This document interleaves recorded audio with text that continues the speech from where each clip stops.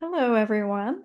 It's Michelle Saitzer, group moderator for Living Alone and Connected, and I'm going to talk a little bit about the holidays.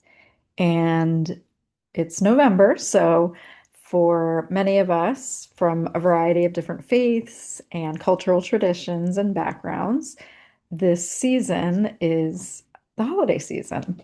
And even if you don't celebrate everything, the next couple of months, we will be bombarded all around us on the TV and ads on our computers, on the radio, if we're out and about in stores, with everything holiday. So even if the holidays are not something that you typically participate in, uh, we still are surrounded by that holiday buzz, and that can bring some stress, or maybe it brings a lot of joy, and hopefully it does. But if it does bring stress, which is completely understandable, I thought we could talk here a little bit about how to manage that. And also, in managing and minimizing stress during this season, we could also talk about maximizing the good parts, the joyful parts, because there are a lot of joyful parts of the holidays. And I think we tend to lean towards the stressful parts because the stress can become so overwhelming that it overshadows the real joy and sparkle and simple pleasures of the season. So we'll start with that. We'll start by talking about the joy because actually, in my opinion, one of the best ways to reduce the stress of the season is to turn the volume up on the things that are good. Uh, and that just sort of naturally dulls and silences, hopefully, the noise of the things that are not so good. One of the things that I think of is tradition. Traditions are not just in your family, traditions can be with friends. Maybe every year you and a friend go out for your favorite holiday hot chocolate together. I just actually this morning got a cup of Wawa holiday flavored coffee. Wawa, if you are not from the East Coast, is I guess it's sort of like 7-Eleven. Um, but way better if you ask me. And their holiday blend of coffee is out in stores right now. And I have not had it before. So I did try it this morning and it was excellent. And it has a lot of those seasonal flavors like cardamom, cinnamon, clove, molasses. So maybe that can be a tradition. Maybe it's a tradition you already have to go out with friends and have a cup of spicy hot chocolate, Mexican hot chocolate, white hot chocolate, peppermint hot chocolate. Starbucks has lots of flavors too.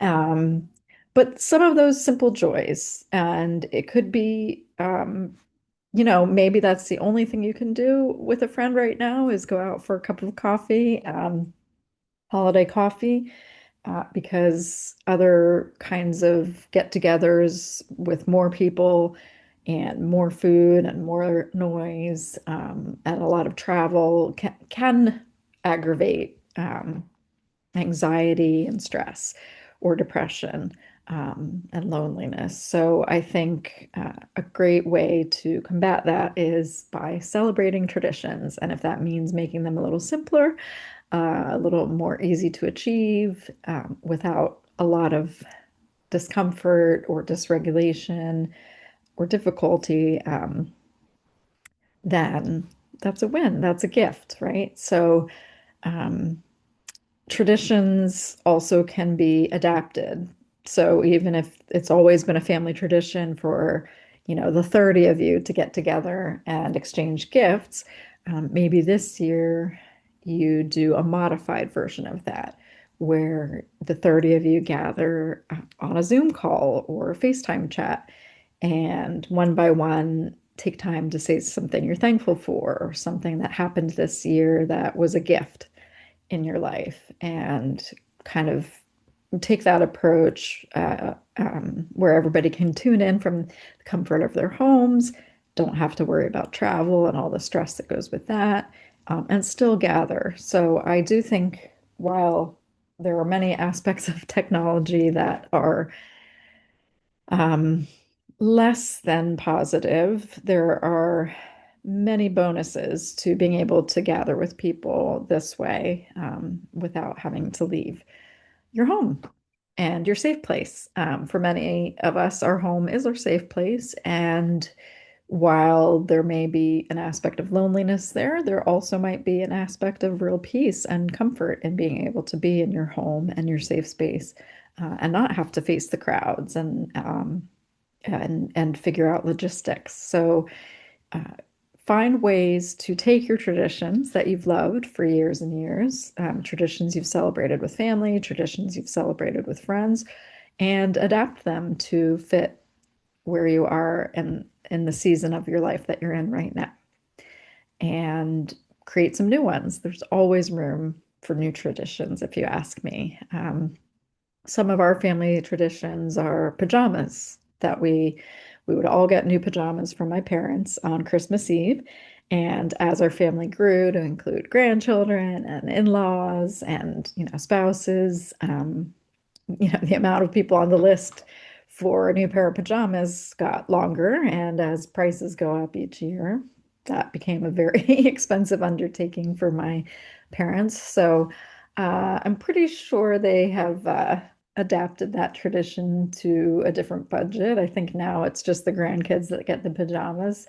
Um, but either way, we can adapt that. I mean, now that I'm thinking about it, if if we don't, um, maybe this year we all wear pajamas on Christmas Eve rather than receiving a pair.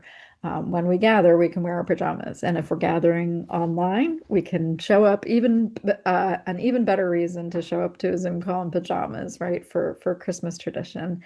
So there's plenty of ways that you can take long held family traditions and you don't have to get rid of them, but you don't have to stress yourself out either to keep them. You can make some slight adjustments that make it um, more manageable and no less joyful. And you may even find new joys in adjusting the tradition or creating a completely new one altogether. Maybe there's a family tradition that only a few members of the family enjoyed, or a few of the friends in your friend group enjoyed. And maybe some of those friends or family members won't be part of this year's holiday celebrations for any number of reasons. And so you have the freedom this year to say, you know what, we don't really enjoy that. Let's do something else instead. So be flexible, be creative, be open to taking some of those traditions and turning them around a bit. So, another thing that I believe people struggle with, regardless of diagnosis or whether you live alone or not, is the pressure of finding the perfect gift or choosing the perfect new tradition, or carrying it out. Maybe you come up with a great idea, but you can't find people who want to join you for a cup of seasonal hot cocoa, or if you live in a community setting or an apartment building, maybe you suggest to a few neighbors doing a dinner party and they're not interested. Um, that's okay. I think there's so much pressure on celebrating all the things and getting all the right gifts, and that can be a real source of stress during the holidays. To have that feeling of I must do it and I must do it well, and otherwise it's just not going to be the same. So keep that in mind that take the pressure off yourself. Um, find find some freedom and just enjoying the season, whatever it brings. Even if you didn't end up getting the right gifts or even any gifts at all. Maybe purchasing gifts for other people is a really difficult task in the season of life that you're in. Maybe it's expensive. Maybe making gifts is something that you used to do and it's not something you're able to do anymore. Um, just like with the traditions, we can find ways to adapt, but we also need to take the pressure off ourselves to keep up with things the way that we always did or had, and um, and be okay with that. And be okay with maybe this year, the only thing I can do is show up for Christmas dinner. Maybe this year, the only thing I can do is go to the church down the street that does a holiday concert. And that will be the extent of my holiday celebrating. And that is completely okay. The pressure is on, I think, in society to go to all the parties, to gift all the children's teachers, and if you have grandkids, they're going to this, that, and everything. As far as holiday celebrations, even holiday concerts for grandkids, um, it may be too much to do all of it. So pick the things that really are important to you, that really matter to you, and take the pressure off to do all the rest. So, traditions, finding new ways to engage, pressure, finding ways to ease up on yourself and not listen to those messages of go, go, go, do, because that can just lead to so much disappointment and unnecessary anxiety and agitation during a time of year when we shouldn't have to feel that way or shouldn't feel that way because of unrealistic expectations. Um, as I think about the challenges for me, especially coming into this season where for me, I am not struggling with a diagnosis that many of you have, but I am struggling this year with the fact that my family might look a little different during the holidays this year. And so I think it's okay to give yourself time to be sad about that, to be sad about the things that look different, and that we don't always have to turn it around and adjust it or adapt it. Um, while we can do that, it doesn't mean that there's no place for feeling sad about things that aren't the same um, for whatever reason. So that's a challenge that I hope I can manage with grace this holiday season, is to realize that while this Christmas may look different, while this Thanksgiving may look different than other ones, I can be sad about that. And that doesn't mean I won't enjoy the one that I have. It doesn't mean that um, participating in the holiday events this year might actually be more enjoyable. Different doesn't always mean better or worse, right? But also to allow myself to have feelings of sadness or disappointment that things have changed.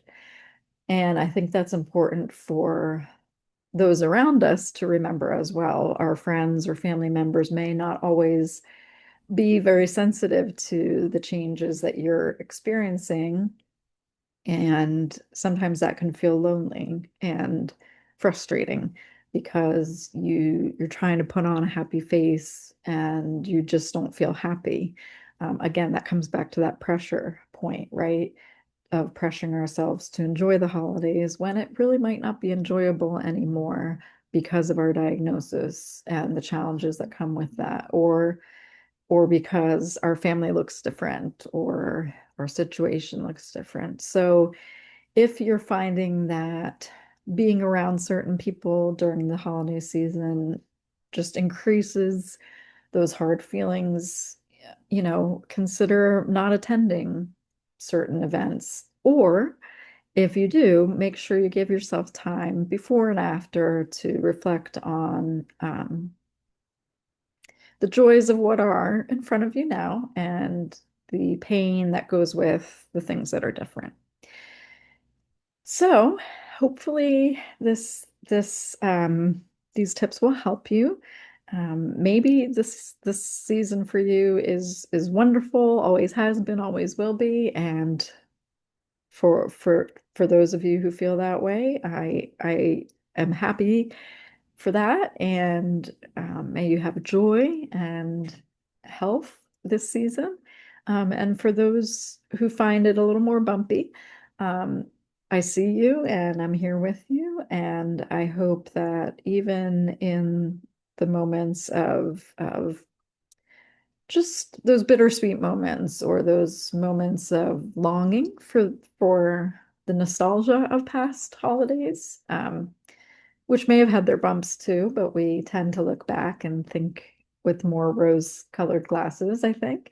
Um, but wherever you find yourself this season, I hope that um, you will find time for the simple joys, create new traditions, adapt old ones, throw some old ones out that were never good to begin with, and take the pressure off so that you are not trying to measure yourself to an unreasonable standard, and give yourself grace for the moments when you do feel sad, because there's a lot of sadness around the holidays, and that's just a fact of life. It's not a failure, it's just a fact. So uh, with all those things in mind, I hope you have a wonderful season.